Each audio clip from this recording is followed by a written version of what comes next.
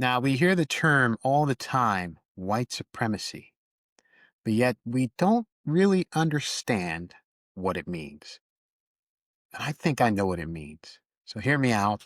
Perhaps I'm wrong, but hear me out. White supremacy is an idea that was crafted by people who had two things. They had lack of power and they had fear. This seems very counterintuitive because you would think the opposite. They had enormous amounts of power and they had no fear of anybody. But it's the opposite. They didn't have power and they were very fearful. Now, why do I say that? Because if you have to tell people that you have supremacy, it's most likely the case that you don't have supremacy. That's the trick. White supremacy was used by people who didn't have power. That's one. So let's focus on the lack of power. Now, we look at the South because it's more acute in the South than it was in the North. And by South, I mean South of the United States. In the South, they enforced Jim Crow with an iron fist. If you talked out of line as a black person, you were lynched. If you were accused of a crime, particularly a rape of a white woman, you were lynched. If you murdered a white person, you were lynched. If you even said anything that was an affront, be it talk disrespectfully to a white man, you were lynched for even the smallest infraction. They use this power, this supposed power, to try to keep black people in line. But this isn't power. Power is when you do not feel a threat by other people. Let me give you an example.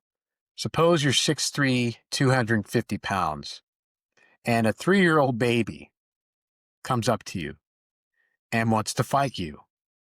I know it's a silly example, but of course it's silly because there is no way a 3-year-old baby would stand a chance in hurting you.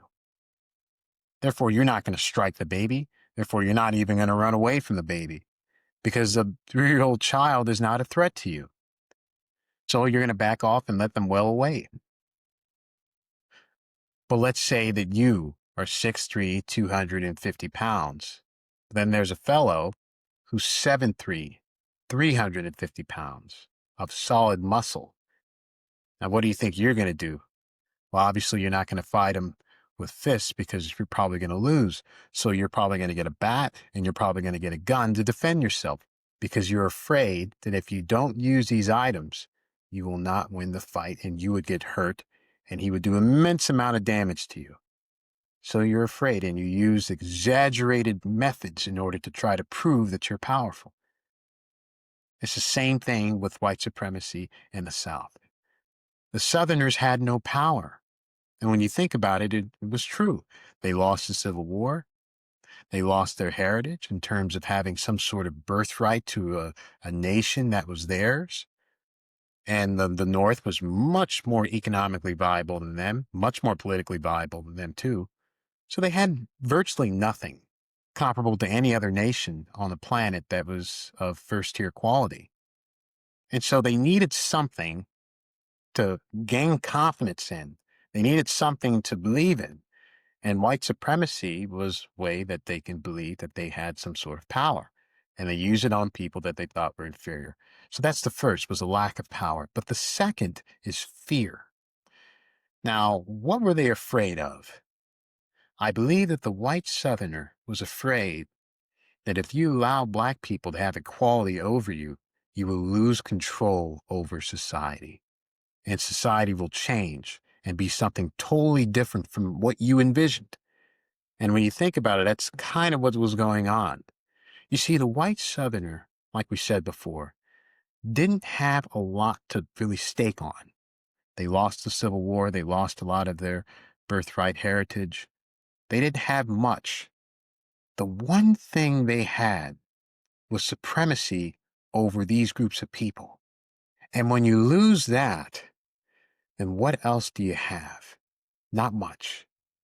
That's one, but there's a fear that if you did allow these people to rule over you or to rule alongside of you, they would tear society apart because they were not able to lead. And that was another thing that was driving their motivation. Perhaps it was racism, but maybe it was just a realization that blacks weren't really advanced compared to other groups of people. But needless to say, that was their motivation. Fear was what drove them to be white supremacists. And the more brutal they were, the more fearful they were, the more lack of power they had.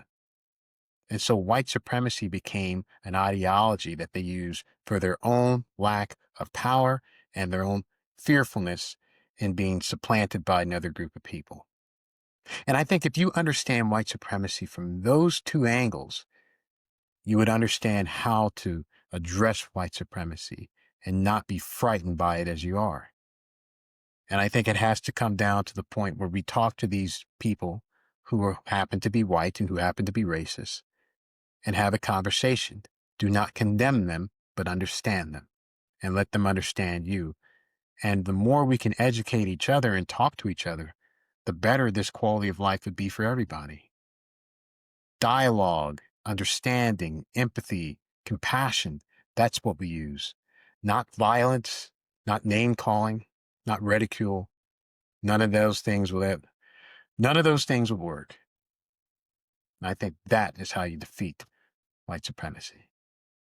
I hope that was helpful.